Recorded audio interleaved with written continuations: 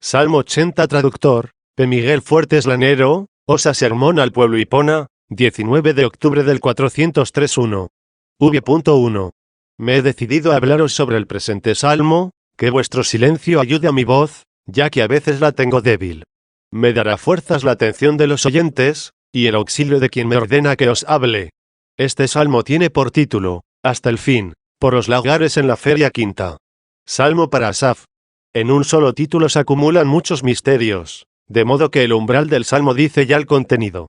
Al hablar de los lagares, ninguno de vosotros espere que voy a hablar sobre el pilón, la prensa, la viga y los cestos, puesto que tampoco habla de ellos el salmo, y por lo mismo más bien anuncia un misterio.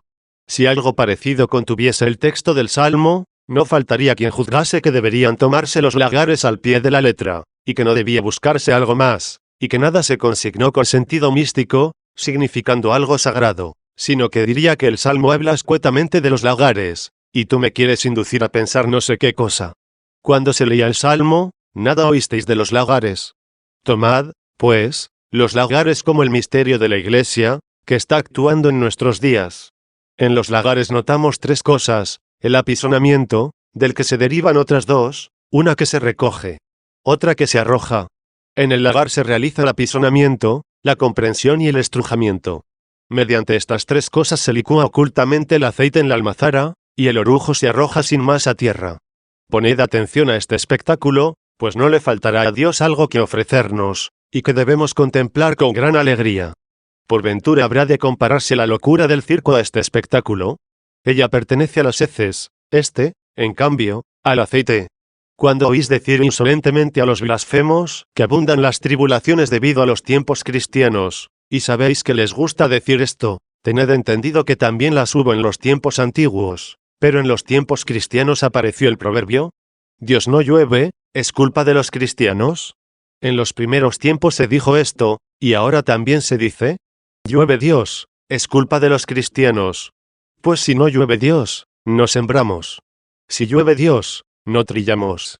Se vuelven más soberbios, prefiriendo blasfemar antes que orar, cuando deberían rogar con más fervor e insistencia. Cuando recuerdan estas cosas, y se ponen a decir todo esto, con audacia, sin temor y con soberbia, no os perturbéis. Pensad que abunda la tribulación, tú sé aceite.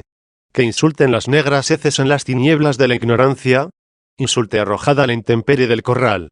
Tú licúate en la almazara dentro de ti, en tu corazón, donde el que ve en lo oculto te dará lo merecido uno. La aceituna es agitada ciertamente por algunas tempestades en el árbol, sin embargo en él no es machacada por el apisonamiento de la prensa, por tanto juntamente pende del árbol lo que ha de ser recogido y lo que ha de ser arrojado. Pero tan pronto como ha llegado al lagar, y comienza el apisonamiento, se disciernen y separan ambas cosas. La una se recoge, y la otra se arroja. ¿Queréis conocer el poder de estos lagares? Os citaré una sola cosa, sobre la que comentan los mismos que la ejecutan. ¿Cuántos robos, dicen, se dan en nuestros tiempos? ¿Cuántas tribulaciones de parte de los inocentes? ¿Cuántos despojos de cosas ajenas? Sin duda piensas en las heces, al poner la mirada en el robo de las cosas ajenas, pero no te fijas en el aceite, es decir, en el hecho de que también se dan las cosas propias a los pobres. Cierto que la antigüedad no estaba infectada de estos ladrones de cosas ajenas, pero tampoco tenía tales donantes de las suyas. Sé un tanto curioso contemplando el lagar, no veas solo lo que fluye a la vista. Hay algo más que encontrarás mirando con más atención. Investiga, escucha, reconoce cuántos hay que no realizan aquello que cuando lo oyó el joven rico de labios del Señor, se apartó triste de él. Pero muchos sí oyen el Evangelio que dice: vete, vende cuanto posees y dalo a los pobres, y tendrás un tesoro en el reino de los cielos, y luego ven y sígueme. 2. ¿No ves cuántos hacen esto? Son pocos, dices. Sin embargo, estos pocos son aceite. Además, todos los que usan bien de las cosas que poseen, pertenecen también al aceite. Reúnelos a todos, y verás llenas las zafras de tu padre. ¿Ves al ladrón que nunca habías visto? ¿Ves al desdeñador de sus propios bienes, que jamás viste? Alaba el lagar. Se ha cumplido la profecía del Apocalipsis, que el justo se haga más justo, y el sórdido ensúciese más todavía. 3. Contempla reflejados los lagares en esta sentencia: el justo justifíquese más, y el sórdido ensúciese más todavía. 2. ¿Y por qué dice: en la feria quinta del sábado. ¿Qué significado tiene esto? Vayamos a examinar la creación, por si allí encontramos algo que nos ayude a entender este misterio. El sábado es el día séptimo, en el que Dios descansó de todas sus obras 4, y nos anuncia el gran misterio de nuestro futuro descanso de todas nuestras obras. La primera del sábado es el primer día de la semana, al que nosotros llamamos el día del Señor o domingo. La segunda del sábado es el segundo día. Y luego la tercera, que es el tercer día, y luego la cuarta feria, que es el día cuarto. Y la quinta del sábado, el día quinto después del domingo. Y luego la sexta del sábado, el día sexto. Y luego el mismo sábado, que es el día séptimo. Fijaos a quiénes habla este salmo. A mí me parece que habla a los bautizados. Fue precisamente en el día quinto cuando Dios creó los animales de las aguas. En el día quinto, es decir, en la feria quinta del sábado dijo Dios, produzcan las aguas reptiles y animales vivos 5. Reflexionad vosotros, en quienes las aguas ya han producido una multitud de animales vivientes. Vosotros pertenecéis a los lagares, y en vosotros, a quienes produjeron las aguas, una cosa se licúa y otra se arroja. Hay muchos que no viven dignamente, conforme al bautismo que recibieron. ¿Cuántos bautizados prefieren hoy llenar el circo que esta basílica? ¿Cuántos bautizados construyen barracas en las aldeas, o no se lamentan de su construcción? También este salmo, en favor de los lagares y en la feria quinta, se canta para Asaf en la separación del apisonamiento y en el sacramento del bautismo. Asaf fue un cierto hombre llamado así, como lo fue Idito, Coré y otros nombres que hallamos en los títulos de los salmos. Sin embargo, la interpretación del nombre anuncia un misterio de la verdad oculta. En realidad el significado latino de Asaf es asamblea. Así que, por los lagares, en la quinta feria del sábado se canta el mismo Asaf, es decir, en favor del apisonamiento o tribulación que separa y se dirige a los bautizados y renacidos del agua, se canta el salmo al pueblo del Señor, reunido en la asamblea. Leemos el título del umbral, y por él entendemos qué es lo que pretende para sí en estos lagares. Si os place, pasemos a la misma casa de trabajo. Es decir, inspeccionemos las interioridades del lagar mismo. Entremos, contemplemos, alegrémonos, temamos, apetezcamos, y huyamos. Pues habéis de encontrar todas estas cosas en el interior de esta casa, en el texto mismo del Salmo, cuando después de leerlo, comencemos, con la ayuda del Señor, a decir lo que Él nos conceda. 3. V.2. Vamos ya. Vosotros, o Asaf, asamblea del Señor, aclamad a Dios, nuestra fuerza. Vosotros, que estáis hoy reunidos, vosotros hoy, Asaf del Señor, ya que para vosotros se canta el Salmo, pues se canta para Asaf, aclamad a Dios, nuestra fuerza. Algunos aclaman con gritos el circo. Vosotros a Dios. Otros aclaman con gritos a su embaucador. Vosotros aclamad a Dios, vuestra fuerza. Hay algunos que aclaman al Dios que es su vientre. Aclamad vosotros a Dios, vuestra fuerza. Dad vítores al Dios de Jacob, puesto que vosotros también pertenecéis a Jacob. Es más, sois Jacob, el pueblo menor al que sirvió el mayor 6. Dad vítores al Dios de Jacob. Cuando no podáis expresaros con palabras, no por eso dejéis de clamar con júbilo. Si podéis explicaros con palabras, gritad. Y cuando no podáis, aplaudid. Aquel a quien no le bastan las palabras, por la exuberancia del gozo, suele prorrumpir en gritos de júbilo. Dad vítores al Dios de Jacob. 4. V.3. Recibid el salmo y dad el tímpano. Recibid, y dad. ¿Qué significará recibid? ¿Y qué significará dad? Recibid el salmo y dad el tímpano. Dice el apóstol Pablo en una de sus cartas, reprendiendo y doliéndose de que nadie le manifestó nada en lo que se refiere al dar y al recibir. 7. ¿Qué significa esto? Sino lo que en otro lugar claramente manifestó: si nosotros hemos sembrado para vosotros bienes espirituales, será mucho que recojamos de vosotros bienes carnales. 8. Cierto que el tímpano, en cuanto hecho de cuero, pertenece a la carne. El salmo, por tanto, es espiritual, y el tímpano carnal. Por eso, pueblo de Dios, o asamblea de Dios, recibid el salmo y dad el tímpano, recibid bienes espirituales, y dad bienes materiales. Es esto lo que os he exhortado a hacer ante el altar del bienaventurado mártir San Cipriano, a recibir los bienes espirituales, y a dar los carnales. Lo que, por ejemplo, se edifica ahora en el tiempo, es necesario para recibir los cuerpos o de los vivos, o de los muertos, pero en este tiempo que se va. Y después del juicio de Dios, elevaremos todavía hacia el cielo estos edificios. Sin embargo, en este tiempo no podremos prescindir de aquellas cosas que nos ayudan a conquistar el cielo. Si sois ávidos para recibir las cosas espirituales, sed generosos para dar las materiales. Recibid el salmo, y dad el tímpano, recibid nuestra palabra, y ofreced vuestras obras. 5. El alegre salterio con la cítara. Recuerdo haberos explicado alguna vez a vuestra caridad la diferencia entre el salterio y la cítara. 9. Los más atentos que lo recuerdan, ténganlo presente. Los que no lo oyeron o no lo recuerdan, lo aprenderán. La diferencia entre estos instrumentos musicales, el salterio y la cítara, es que el salterio está construido de madera, con una concavidad colocada en la parte superior, por la que vibran y suenan las cuerdas. Estas se pulsan en la parte de abajo, y suenan arriba. La cítara está hecha también de madera, con su concavidad en la parte inferior. Por tanto, el salterio parece que pertenece al cielo, y la cítara a la tierra. La predicación de la palabra de Dios es celestial. Pero si anhelamos las cosas celestes, no seamos perezosos para ejecutar las cosas terrenas, porque debemos tocar el alegre salterio pero junto con la cítara. Esto mismo se dijo arriba de otro modo: recibid el salmo, y dad el tímpano. Aquí en lugar de salmo se dice salterio, y en lugar de tímpano se dice cítara. Así pues, se nos amonesta aquí a responder con obras corporales a la predicación de la palabra de Dios. 6. V.4. Tocad la trompeta. Es decir, predicad con toda claridad y confianza. No tengáis miedo, como dice el profeta Isaías, grita, y levanta como una trompeta tu voz. 10. Tocad la trompeta al comienzo del mes de la trompeta. Había un precepto de tocar la trompeta al comenzar el mes, y esto lo hacen materialmente hasta hoy los judíos, sin comprender su significado espiritual. El inicio del mes coincide con la luna nueva, y la luna nueva es la nueva vida. ¿Qué significa luna nueva? Ser en Cristo una nueva criatura. 11. ¿Y qué es tocar la trompeta al comienzo del mes de la trompeta? Predicad resueltamente y sin temor la nueva vida. No tengáis miedo al estrépito de la vida anterior. 7. V.5. Porque es un precepto para Israel y una decisión judicial para el Dios de Jacob. Donde hay un mandato, hay un juicio. Pues los que pecaron bajo la ley, por la ley serán juzgados. 12.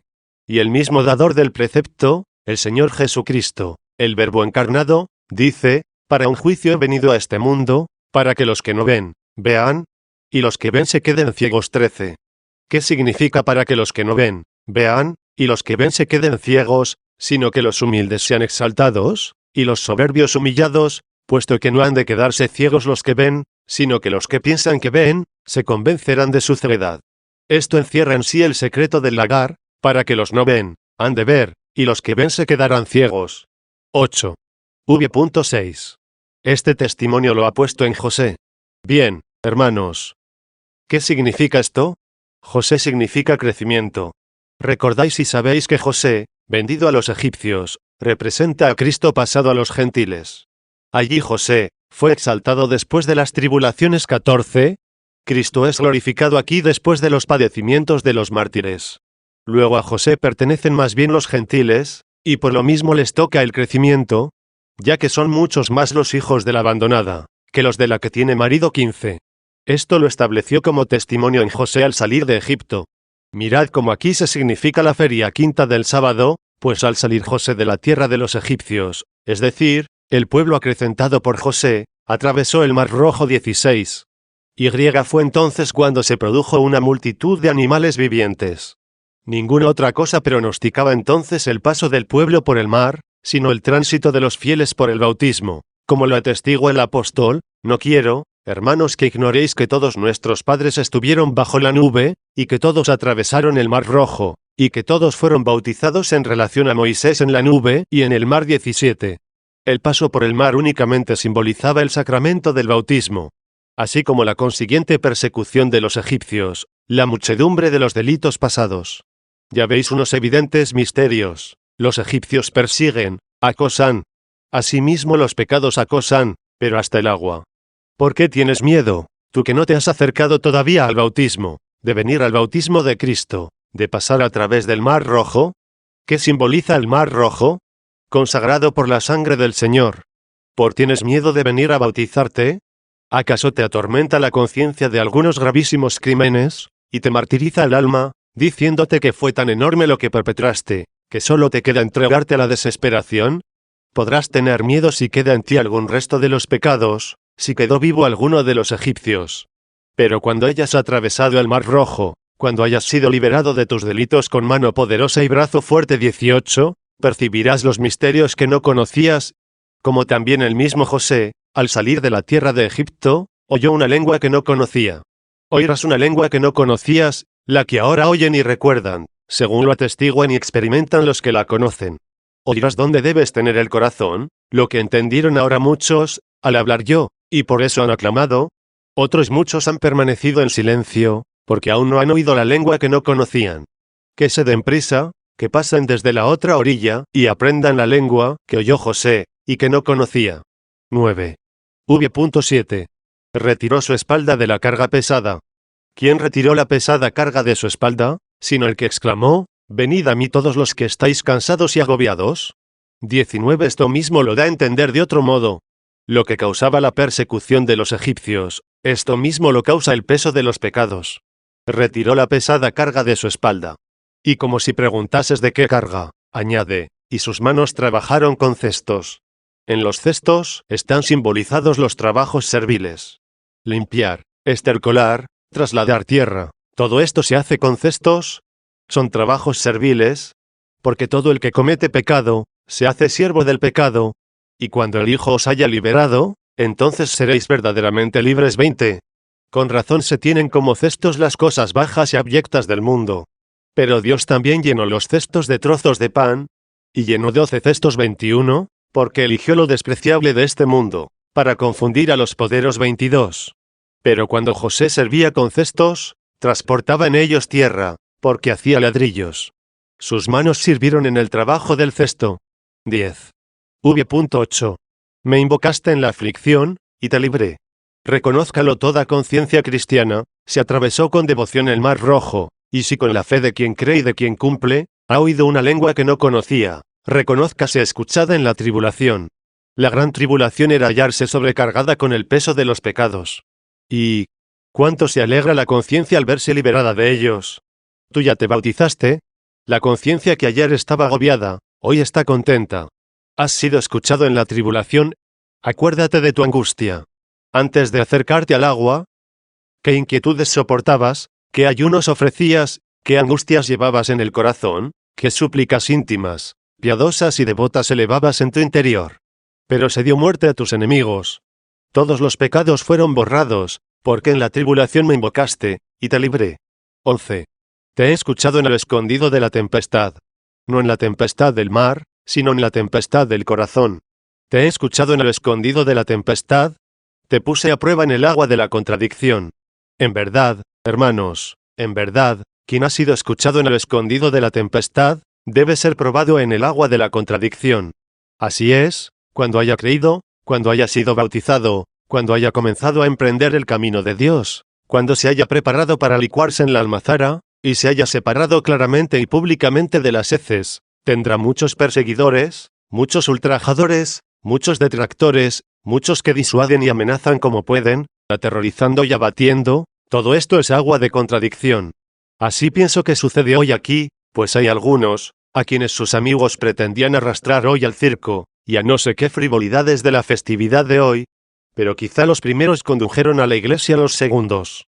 Pues bien, sea que los hayan traído a ellos, o no hayan podido ser arrastrados por ellos al circo, lo cierto es que fueron probados en el agua de la contradicción. No te avergüences de predicar lo que conoces, y de defender entre los blasfemos lo que has creído. Pues si hubieras sido escuchado en lo escondido de la tempestad, con el corazón se cree para la justificación.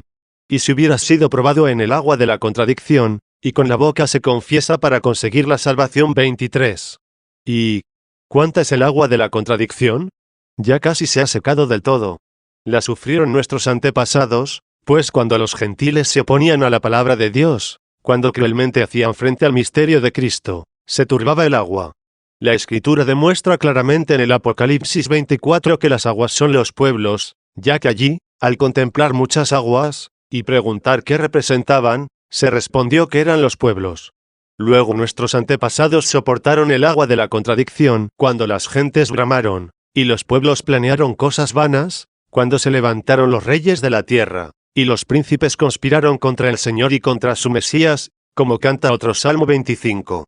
Cuando bramaron las gentes, el león rugiente salió al encuentro de aquel fuerte varón, Samsón, que venía a tomar esposa extranjera, es decir, de Cristo, que descendió a tomar la iglesia de entre las gentes. ¿Y qué hizo? Lo tomó, lo retuvo, quebrantó y descuartizó al león, se convirtió en sus manos como en un cabrito. ¿En qué se convirtió el pueblo rugiente, sino en un pecador debilitado? Quebrantada la ferocidad, ya no ruge el poder regio, ya no brama el pueblo gentil al encuentro de Cristo. Es más, en el mismo reino de los gentiles encontramos leyes a favor de la iglesia, como panal de miel en la boca del león 26. ¿Cómo he de temer ya el agua de contradicción, ya casi seca del todo? Ella está casi silenciosa, si la hez no contradice. Que los perversos extraños se ensañen cuanto quieran. Ojalá que no les ayuden los malvados que son de los nuestros. Te presté atención en lo escondido de la tempestad, te he puesto a prueba en el agua de la contradicción. ¿Recordáis que dijo de Cristo el anciano Simeón que estaba puesto para ser la ruina y el levantamiento de muchos, y como señal de contradicción 27? ¿Lo sabemos? ¿Lo vemos? Se levantó el signo de la cruz, y sirvió de contradicción. Se contradijo la gloria de la cruz, pero la inscripción que se colocó sobre ella no fue destruida. En el título del Salmo se dice, no destruyas la inscripción del título 28.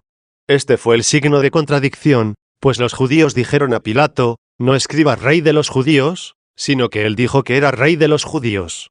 ¿Fue vencida la contradicción? La respuesta fue, lo que escribí, escrito está 29.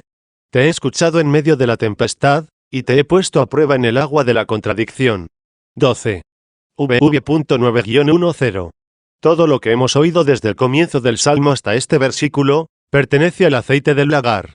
Lo que falta del Salmo nos ha de doler mucho, y con todo empeño debemos evitarlo. Pues todo ello hasta el fin se refiere a la hez del lagar. Quizá no se interpuso en vano la pausa. Pero también es útil oír esto, a fin de que quien se ve ser óleo, se alegre. Y el que se vea en peligro, procure no convertirse en las heces. Oye ambas cosas, ama y teme la otra. Escucha, pueblo mío, y hablaré y te interpelaré. No se dirige a un pueblo extraño, no interpela a un pueblo que no pertenece al lagar. Juzgad, dice, entre mí y mi viña 30. Escucha, pueblo mío, y hablaré, y te interpelaré. 13. Si me oyeras, Israel, no habría en ti un Dios reciente. El Dios reciente es un Dios temporal.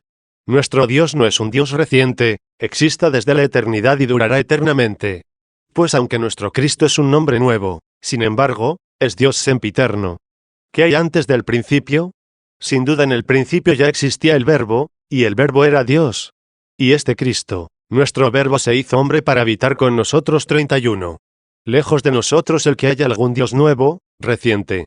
Un Dios nuevo es una piedra o un fantasma. Dios no es una piedra.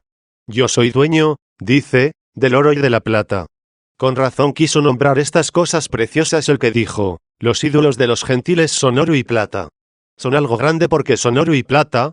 Son cosas hermosas, preciosas, pero tienen ojos y no ven 32. Esos dioses son los dioses nuevos. ¿Qué Dios más reciente y nuevo que aquel que acaba de salir del taller del escultor? Es más, aunque se haya cubierto ya de viejas telas de araña, no siendo sempiternos, son nuevos. He dicho esto refiriéndome a los paganos. Pero hay por ahí un alguien que, tomando vanamente el nombre de su Dios y Señor, se hizo para sí a Cristo una criatura, impar y desigual al que lo engendró. Le llaman Hijo de Dios, pero niegan que es Hijo de Dios. Si es Hijo único, es lo que es el Padre, y esto desde la eternidad. Pero tú no sé qué otra cosa has pensado en tu interior, has puesto un Dios reciente.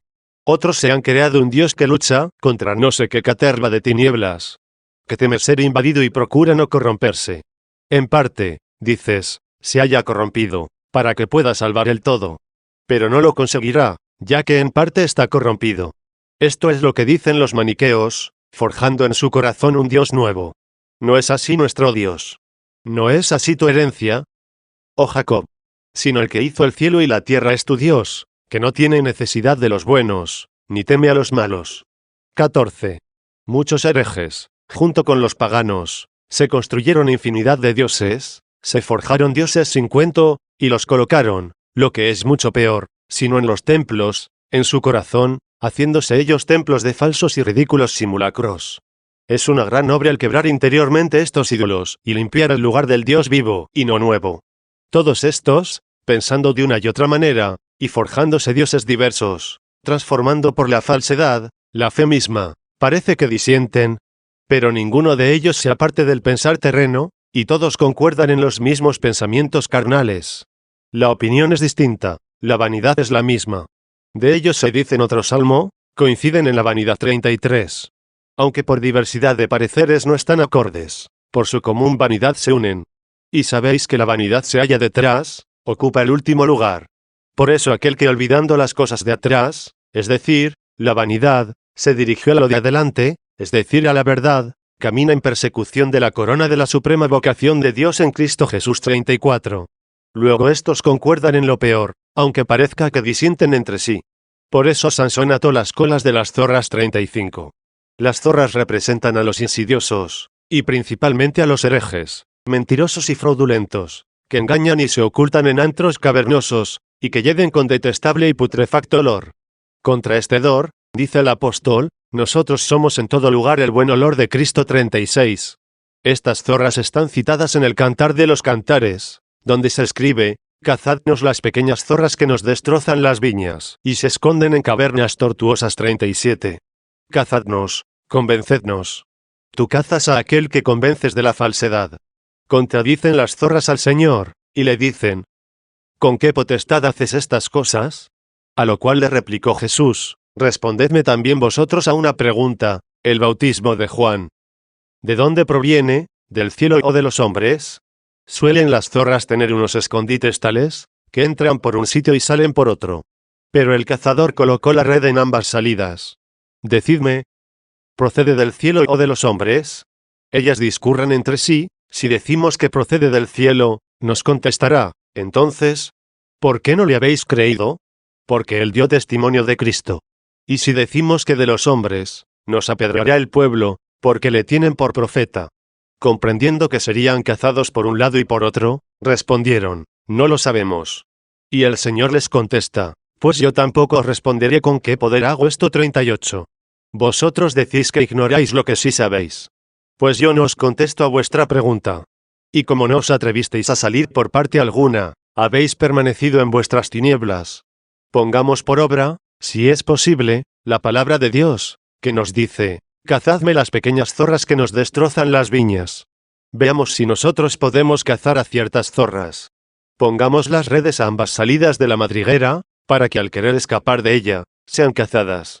Así pues, interroguemos y digamos al maniqueo, que se forja un Dios nuevo, y que coloca en su corazón lo que no existe. ¿La sustancia de Dios es corruptible, o incorruptible? Elige lo que quieras, sal por donde desees. No escaparás. Si dices que es corruptible, serás apedreado, no por pueblo, sino por ti mismo. Y si dices que Dios es incorruptible, ¿cómo lo incorruptible teme a la gente de las tinieblas? ¿Qué va a hacer al incorruptible la raza de corrupción? ¿Qué resta, sino decir, no lo sabemos? A pesar de todo, si eso se dice sin dolo, por verdadera ignorancia, no permanecerá en tinieblas. De zorra se convertirá en oveja, crea al invisible, al incorruptible Dios único, no al reciente, sino al solo, porque es Él solo, y no al sol, soli, por ser sol, para que no parezca que hemos abierto otra caverna a la zorra, que huye. Pero tampoco tengamos miedo de nombrar al sol. De hecho está en nuestras escrituras la frase, sol de justicia, y la salud está bajo sus alas 39. Se apetece a la sombra protegiéndose del fuego de este sol, se huye del fuego de este sol, amparándose bajo sus alas. Por eso la salud se halla bajo sus alas. Este es el sol del que han de decir los impíos, nos hemos apartado del camino de la verdad, y la luz de la justicia no nos iluminó, y no nació el sol para nosotros 40. Los adoradores del sol han de decir, no nació para nosotros el sol, pues aunque adoren el sol que hizo brillar el Señor sobre buenos y malos 41, no nació para ellos el sol que ilumina únicamente a los buenos. Se forjan a su antojo dioses nuevos, que impiden el taller de un corazón engañado fabricar fantasmas a capricho. Como veis, todos estos están de acuerdo en lo posterior, es decir, se hallan prisioneros de la misma vanidad. De aquí que nuestro Sansón, cuyo nombre significa el sol suyo, es decir, de aquellos a quienes ilumina, pero no el de todos, como lo es el sol que sale sobre buenos y malos, sino un sol de algunos, sol de justicia, ya que prefiguraba a Cristo, amarró, como había comenzado a decir, las colas de las zorras, y a ellas ató fuego, fuego para incendiar, pero la mies de los extranjeros. Por tanto, poniéndose estos de acuerdo en las cosas posteriores, como atados por la cola, llevan detrás de sí el fuego devastador. Pero no incendian nuestras mieses. Porque Dios conoce quiénes son los suyos. Apártese de la maldad todo el que invoca el nombre del Señor. En una casa grande no solo hay vasos de oro y plata, sino también de madera y de barro. Unos para usos nobles y otros para usos viles. Si alguien se purifica de estas cosas, será un vaso de honor, útil al Señor y dispuesto a toda obra buena. 42, y, por tanto no teme las colas ni las teas de las zorras. Pero veamos ya lo que se dice de este pueblo. Si me oyes, dice, no habrá en ti un Dios nuevo. Me impresiona que dice en ti. Pues no dijo, ante ti. Como un ídolo colocado externamente. Sino, en ti, en tu corazón, en las imágenes de tu fantasía, en la farsa de tu error llevarás contigo a tu Dios nuevo, permaneciendo tu viejo. Pero si me escuchas a mí, dice, porque yo soy el que soy. 43, no habrá en ti un Dios nuevo, ni adorarás a un Dios extraño. Porque si en ti no está, no adorarás a un Dios extranjero, si tú no piensas en un Dios falso, no adorarás a un Dios fabricado, pues no habrá en ti un Dios reciente. 15. V.11. Yo soy. ¿Por qué quieres adorar lo que no existe? Yo soy el Señor tu Dios, porque yo soy el que soy. Y yo soy ciertamente el que existe sobre toda criatura. Y a ti, en realidad, ¿qué te he proporcionado temporalmente? Te he sacado de la tierra de Egipto. Estas palabras no van dirigidas únicamente a aquel pueblo. En realidad, todos hemos sido liberados de la tierra de Egipto, todos hemos atravesado el Mar Rojo, y nuestros enemigos, que nos perseguían, perecieron en sus aguas. No seamos ingratos a nuestro Dios. No nos olvidemos del Dios que permanece, y fabriquemos en nosotros un Dios nuevo. Yo te saqué de la tierra de Egipto, habla Dios. Abre tu boca, que yo la llenaré. Tú sufres en tu interior por causa del Dios nuevo que has colocado en tu corazón. Rompe ese inútil simulacro, arroja de tu conciencia el falso ídolo, abre tu boca confesando, amando, y yo la llenaré, porque en mí está la fuente de la vida. 44. 16. V.12. Esto es lo que dice el Señor. ¿Y qué más sigue? Y mi pueblo no escuchó mi voz. No diría estas cosas más que a su pueblo, pues sabemos que cuanto dice la ley, lo dice a los que están dentro de la ley. 45. Y mi pueblo no escuchó mi voz, e Israel no me prestó atención. ¿Quién? ¿A quién? Israel a mí. Oh alma ingrata. Alma creada por mí, alma a la que yo he llamado, a la que yo he devuelto la esperanza, a la que yo he purificado de sus pecados. E Israel no me prestó atención. Son bautizados y pasan por el Mar Rojo, pero en el camino murmuran, se oponen, se quejan, promueven sediciones, se muestran desagradecidos con el que los libró de los enemigos que los perseguían, el que los condujo por camino seco, los guió por el desierto, dándoles de comer y beber, protegiéndoles con la nube luminosa durante la noche, y con la sombra durante el día. E Israel no me hizo caso. 17. V.13. Y los abandoné a las inclinaciones de su corazón obstinado. He aquí el lagar. Lo han perforado por varias partes, por él corren las heces. Y los he dejado libres, no según la salvación de mis preceptos, sino según los caprichos de su corazón. Los entregó a sí mismos. Dice el apóstol, Dios los entregó a las apetencias de su corazón. 46. Y los dejé libres, según las inclinaciones de su corazón, andarán según sus caprichos. De esto es de lo que debéis horrorizaros, si habéis sido licuados en las ocultas almazaras del Señor, y comenzasteis a aficionaros de sus despensas, de esto sí debéis horrorizaros. Unos se entusiasman por el circo, otros por el anfiteatro, otros por las casas de campo, otros por los espectáculos teatrales, unos por esto, otros por lo otro, y finalmente quienes se aficionan por sus dioses recientes, andarán según sus caprichos. 18. V.14-15. Ojalá me escuchase mi pueblo, y caminase Israel por mis caminos. Dice quizá este Israel, yo peco, es evidente, voy en pos de los caprichos de mi corazón, pero, ¿yo qué mal hago? Es el diablo quien lo hace, esto lo hacen los demonios.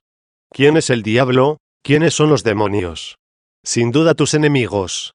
Si Israel hubiera andado por mis caminos, en un momento humillaría a todos sus enemigos. Luego ojalá me escuchase mi pueblo. Porque mío, si no me hace caso, ojalá me escuchase mi pueblo. ¿Y cuál es mi pueblo? Israel. ¿Qué significa, me hubiera escuchado? Que hubiera andado por mis caminos. Se lamenta y gime bajo sus enemigos, en un instante habría humillado a sus enemigos, y volvería a mi mano contra sus adversarios. 19. V.16. ¿Y ahora? ¿Por qué se quejan de los enemigos? Ellos mismos se han hecho sus peores enemigos. ¿Cómo ha sido esto? ¿Qué dice el texto siguiente? Os quejáis de vuestros enemigos. ¿Y vosotros? ¿Qué sois? Los enemigos del Señor le han mentido. ¿Renuncias al pecado? Sí, renunció. Pero vuelve a cometer lo que había renunciado. ¿A qué cosas renuncias? Sino a las obras malas, a los actos diabólicos, a los hechos condenados por Dios, al hurto, a la rapiña, al perjurio, al homicidio, al adulterio, a los sacrilegios, al desprecio de las cosas sagradas, a las malvadas curiosidades. Renuncias a todas estas cosas, pero de nuevo eres vencido por ellas, y recaes nuevamente.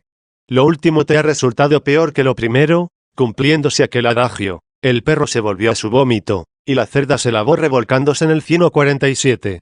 Los enemigos del Señor le han mentido. ¿Cuánta paciencia tiene el Señor? ¿Y por qué no son abatidos? ¿Por qué no son despedazados? ¿Por qué no se abre la tierra y se los traga? ¿Por qué no baja fuego ardiente del cielo y los abrasa? Porque la paciencia del Señor es muy grande. ¿Quedarán, entonces, sin castigo? De ninguna manera. No llega a ser tan condescendiente la misericordia de Dios, que se pueda esperar de él la injusticia. ¿No sabes que la paciencia de Dios te lleva a la penitencia? Pero tú, conforme a la dureza de tu corazón, y con un corazón impenitente, atesoras ira para el día de la ira y de la manifestación del justo juicio de Dios, el cual da a cada uno según sus obras. 48. Y si ahora no lo da, lo dará entonces. Porque si lo da ahora, lo da temporalmente, pero al no convertido, ni corregido, lo dará eternamente. Fíjate, pues, que no van a quedar impunes. Mira lo que sigue, los enemigos de Dios le han mentido. Y tú dirás, ¿y qué les hizo? ¿No siguen viviendo? ¿No respiran el aire? ¿No disfrutan de la luz? ¿No beben de las fuentes? ¿No comen los frutos de la tierra? Y llegará su tiempo, y será eterno. 20. Que nadie se sienta lisonjeado por pertenecer ya al lagar. Cierto que le es un bien ser aceite en el lagar. Pero que nadie se prometa la salvación si está cargado de hechos detestables, que excluyen del reino de Dios. Ni tampoco se diga, yo estoy marcado con el signo de Cristo y sus sacramentos, y no seré castigado eternamente, y si me purifico, me salvaré a través del fuego. Pues, ¿qué dice el apóstol de aquellos que tienen el fundamento? Nadie puede poner otro fundamento fuera del ya puesto, que es Cristo Jesús. ¿Y qué sentido, dicen, tiene lo que sigue?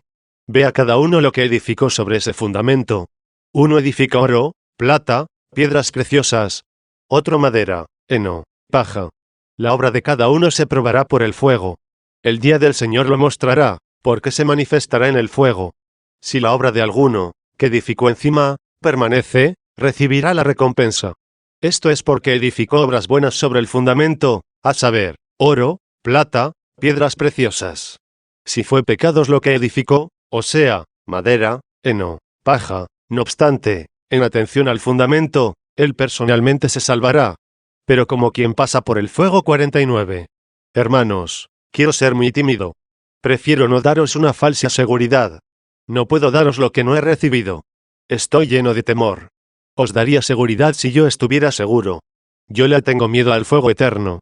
En estas palabras, y su tiempo será eterno, solo percibo el fuego eterno, del que en otro lugar dice la Escritura, su fuego no se extinguirá, y su gusano no morirá. 50.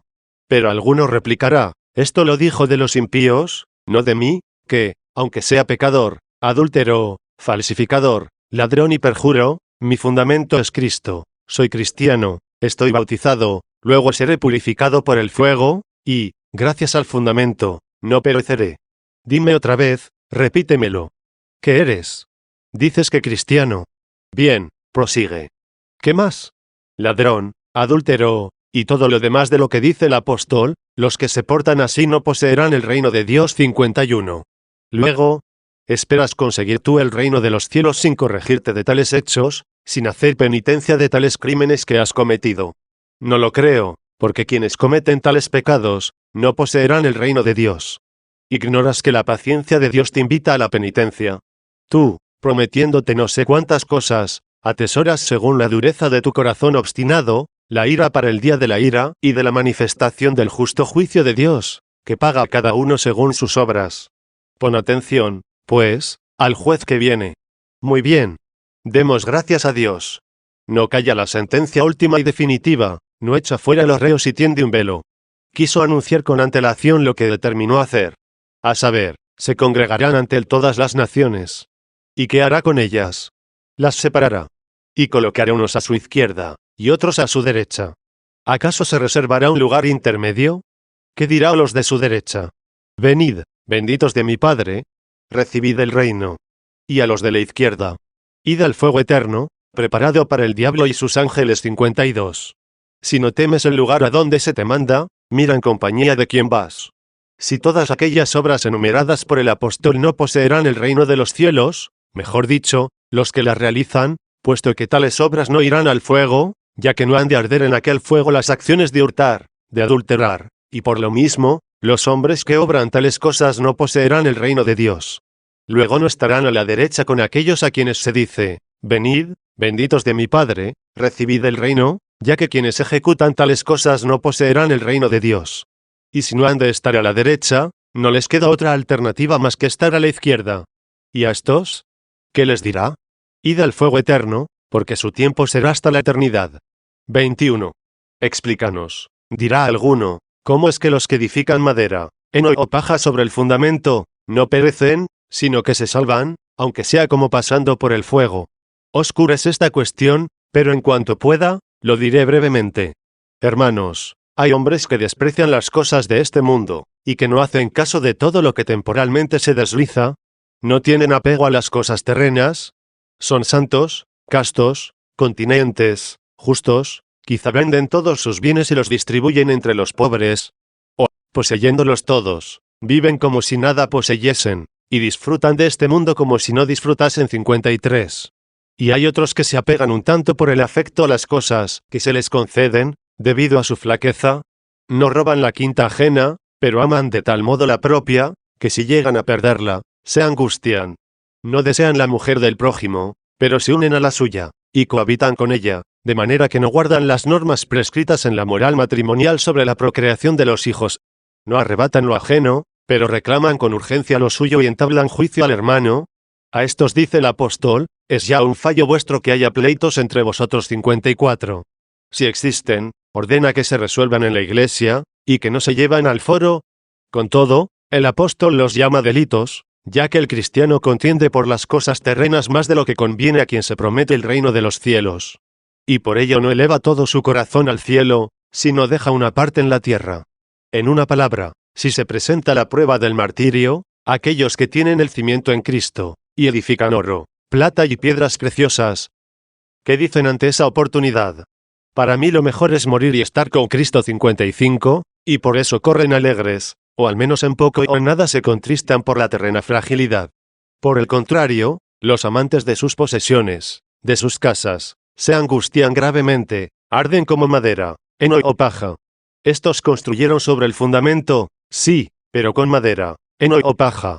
Con cosas permitidas, no prohibidas. Esto os digo, hermanos, posees el fundamento. Adhiérete al cielo y pisotea la tierra. Si te comportas así, solo edificas con oro, plata y piedras preciosas. Por el contrario, cuando dices, amo esta heredad, temo perderla, y ante el daño inminente te angustias, pero si ciertamente no la antepones a Cristo, puesto que de tal modo la amas, que si se te dijese si la prefieres a Cristo, aunque la perdieras entristeciéndote, sin embargo, te unes con más firmeza a Cristo, a quien estableciste por fundamento, entonces te salvarás, como a través del fuego. Escucha también esto otro, no podrás poseer esta propiedad, si no es dando un falso testimonio. Si te niegas a ello, estás poniendo a Cristo como fundamento, pues dice la verdad, la boca que miente da muerte al alma. 56. Luego si amas tu propiedad, y por ella no cometes rapiña, ni profieres falso testimonio, ni cometes homicidio, ni por ella juras en falso, ni por ella niegas a Cristo. Atendiendo a que no ejecutas estas cosas por ella, tienes a Cristo como fundamento.